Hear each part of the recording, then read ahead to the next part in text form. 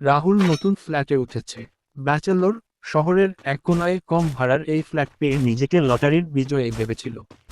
কিন্তু Help me! বাড়িওয়ালা ওঠার সময় বলে দিয়েছিল রাত 11টার পর ছাদে যেও না। রাহুল একটু গম্ভীর হয়ে বলল, ভূতটুতো কিছু?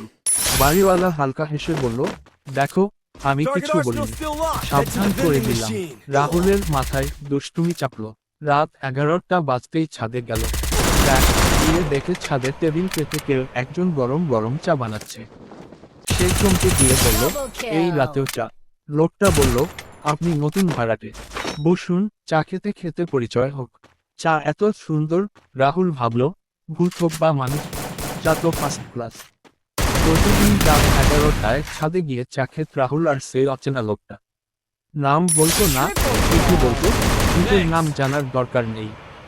একদিন রাহুল জিজ্ঞেস করলো, তুমি আসলে ভূত? না মানে? লোকটা হাসি দিয়ে বলল, আমার চায়ের স্বাদে যদি ভূতের ভয় কমে যায়, তাহলে আমি ভূতই। একদিন সকালে বাড়িওয়ালাকে জিজ্ঞেস করলো রাহুল, ছাদে যে চা বিক্রি করে, তার নাম কি? বাড়িওয়ালা অবাক হয়ে বলল, কি বলছো? এই বাড়ির ছাদে কেউ প্রথম বছর Quadra 10 ধরে। kill. এই ছাদ বন্ধ রাখা আছে, তালা দেওয়া। রাহুল তখন ছুটে গিয়ে দেখলো, ছাদে যাওয়ার দরজা সত্যিই তালা দেওয়া। তাহলে এতদিন সে কার সাথে চা খেত? ভয়ে ভয়ে রাহুল সেই রাতে ছাদে গেল না। কিন্তু জানালার পাশে একটা কাপ পাওয়া গেল, তাজা চা ভর্তি।